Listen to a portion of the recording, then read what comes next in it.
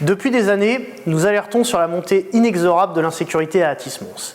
Les chiffres parlent d'eux-mêmes. Après la parenthèse artificielle du Covid, les crimes et délits explosent de nouveau. Près de 2000 faits sont enregistrés par an, cambriolage, vol, agression. Les indicateurs concernant les violences et le trafic de drogue sont particulièrement préoccupants, y étant par exemple 2 fois plus élevés que dans la ville voisine de Savigny-sur-Orge.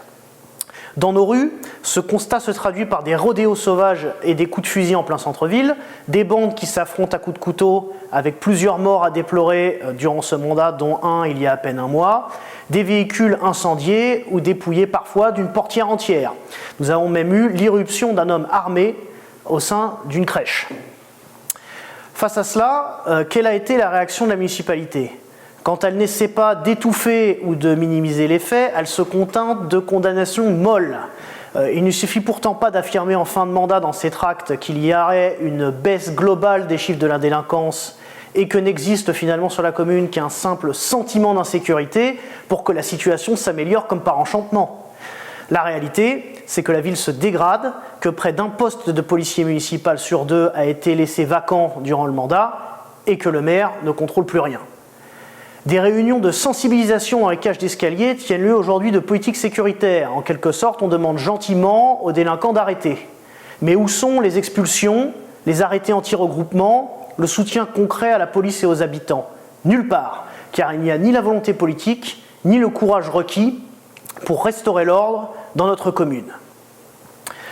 Autrefois ville paisible, Athis-Mons a été l'une des villes les plus touchées du département par les violences urbaines. Au Noyer-Renard, l'espace municipal des seniors a été incendié 2 fois en moins de 10 ans, et c'est toute notre ville qui a brûlé lors des émeutes. Les bâtiments publics ont été incendiés, des magasins pillés, les camions braqués. Face à cela, la municipalité n'a pas eu le courage d'imposer ne serait-ce qu'un couvre-feu, ni de prendre finalement la moindre mesure d'ordre.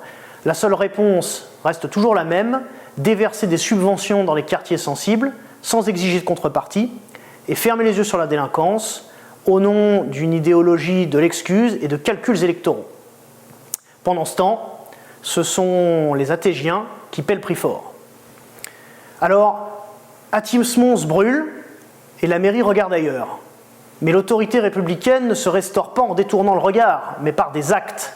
Fermeté, sanctions, soutien total aux forces de l'ordre et aux victimes, plutôt que de protéger les coupables.